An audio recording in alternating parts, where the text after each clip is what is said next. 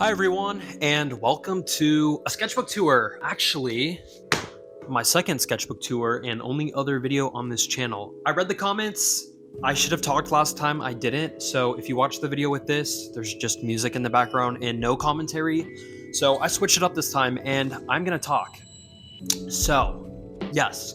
Before we get into it, a couple things I want to address. I am wearing a hat because I had a haircut yesterday and so, yeah. And then on the back here, the timeline of this sketchbook, I began it in 2024, right after Lightbox. I actually got the sketchbook during Lightbox in LA.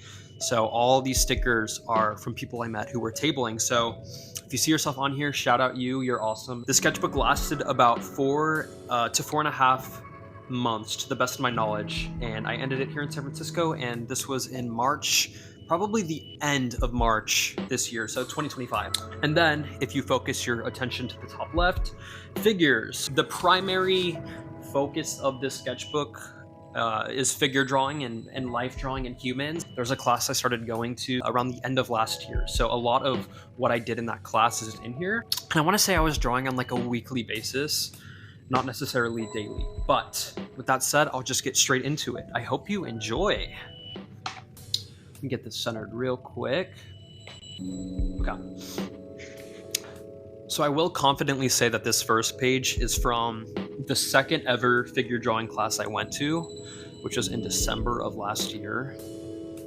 Very like loose, ambiguous forms. I didn't really know what I was going for.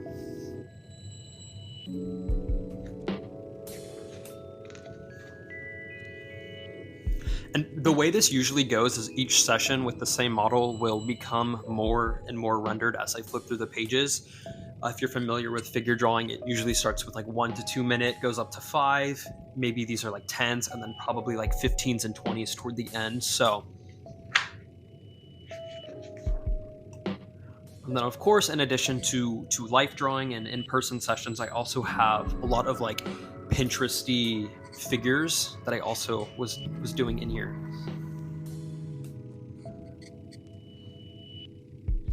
Mads Mikkelsen, and then a couple Colin Farrells right here on the right.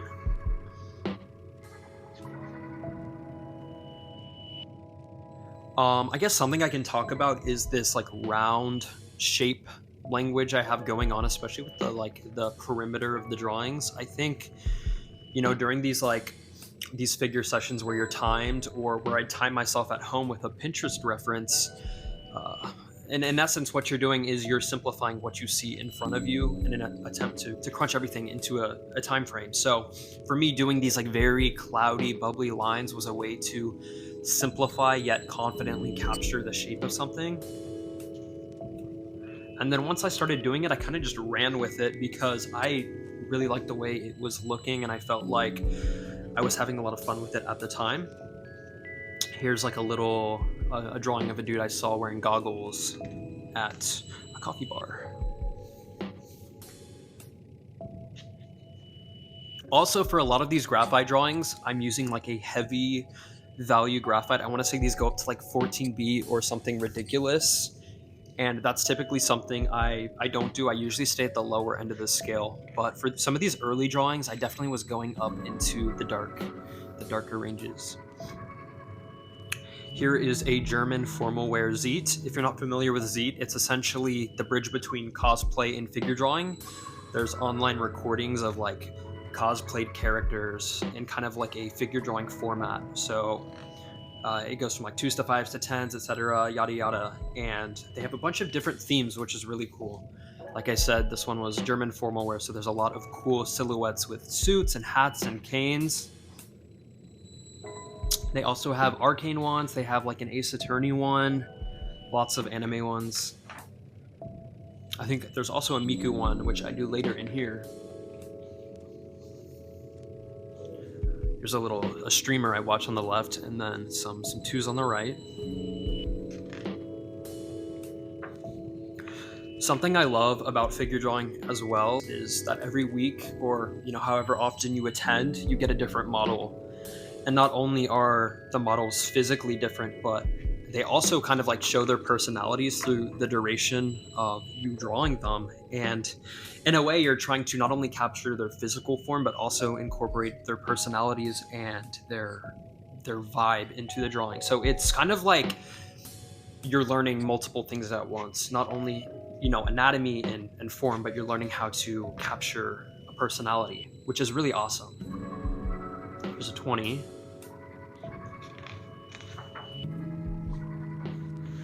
More drawings from a coffee place I was at.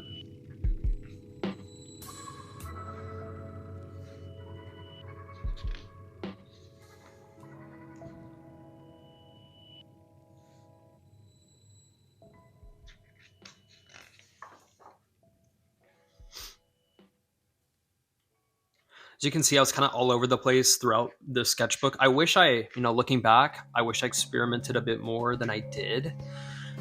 I'm glad I tried new things in hindsight, but I really think I could have pushed myself with some of these pages.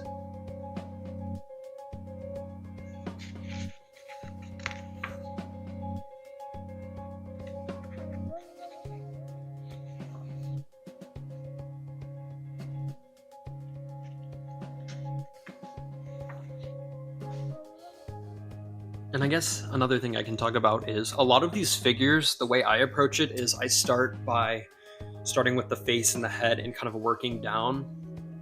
Back when I was in high school, I drew a lot of portraits and faces, so that's just where I tend to be more comfortable. And so with that, I start where I'm more comfortable and I work down. For me, limbs like hands and feet and legs are really tough.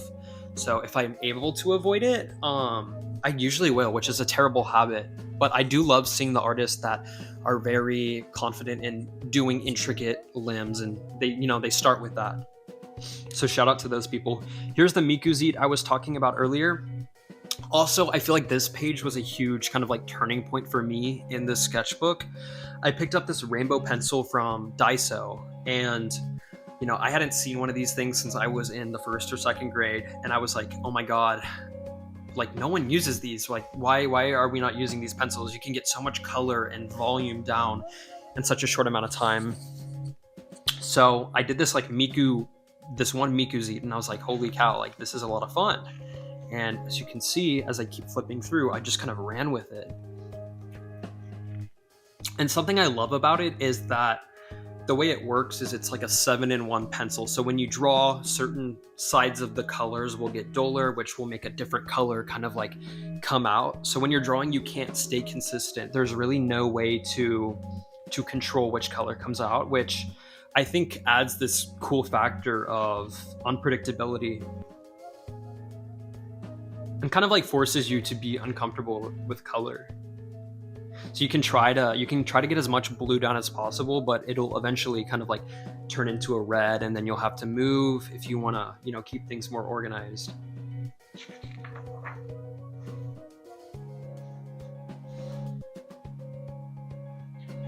believe these are 10s.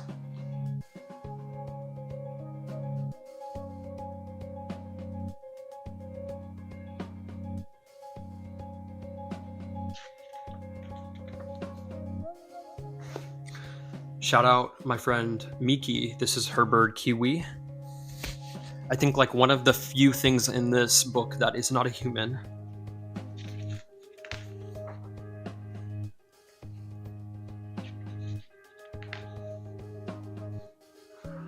Also, I really love when a model walks in with a very distinct like a bang, like a front swooping strong bang, or like a very dynamic hair that kind of like flows down the back.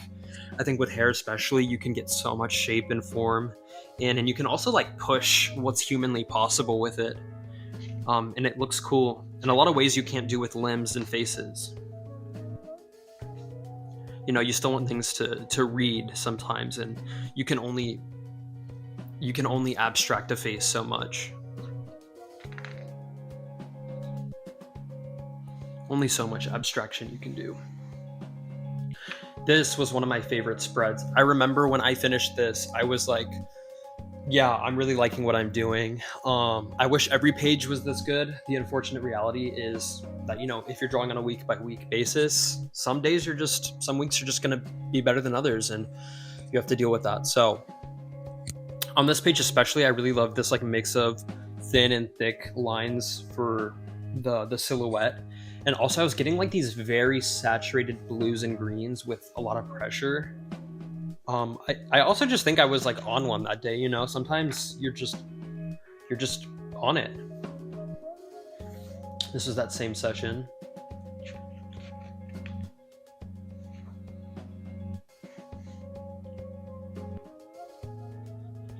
I also remember that this model was like extremely still, which is, you know, very, very hard to do, especially for like 15 and 20-minute poses.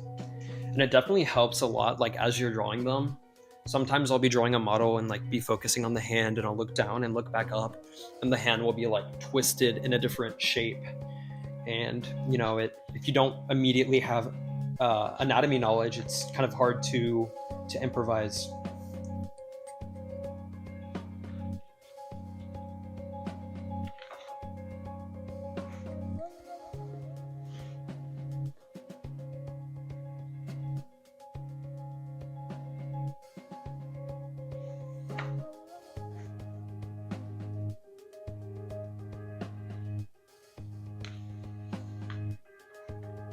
I remember this dude was the first male model I ever drew. I remember feeling super intimidated. You know, after drawing only female figures for so long, you become comfortable with kind of the anatomy and shape that these people have. And then when you switch to a man, this dude was very muscular. I just remember feeling very intimidated. I've never been good at drawing muscles or like broad shoulders and arms, but, you know, I'm glad I was thrown a curveball. Like I said, one thing I love about this whole experience is you walk in not knowing what you're going to be drawing that day. So forces you to adapt in a way that you never had to previously.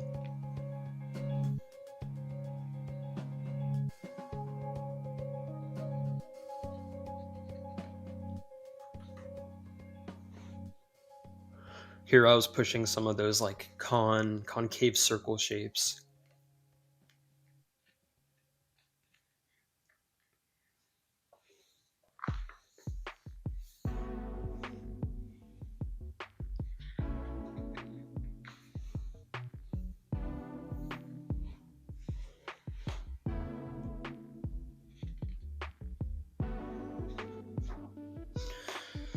For this page, I went to an art store, a local art store, and I found this very interesting brand of German, it was like a German chalk pastel crayon pencil.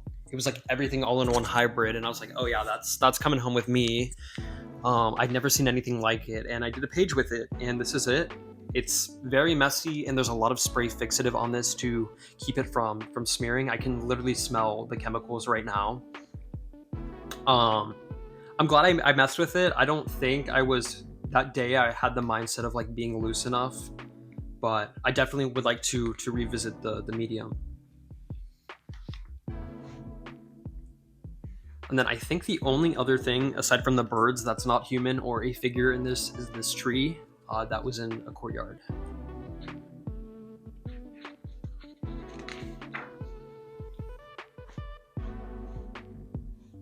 And I hope the quality of this like clip-on Amazon mic isn't terrible. I got this thing for like $8, and it's better. I know for a fact it's better than the mic that's built into my phone, but I hope it's not, you know, showing any crazy frequencies in the recording. All right, and then this was the last model I had in this book.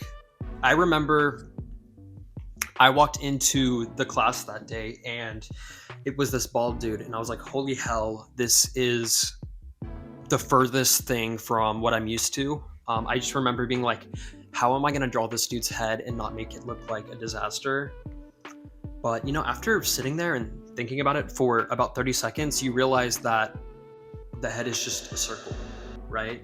So I don't know why I was so bugged out or tripping over it. I think, you know, every time you're forced to draw something that you've never drawn before, it's a challenge, but sometimes 2 minutes in you realize that you can do it.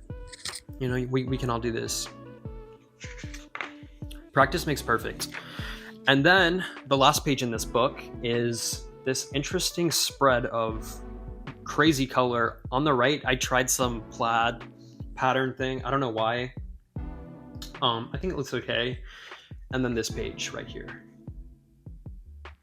Still that same model as earlier.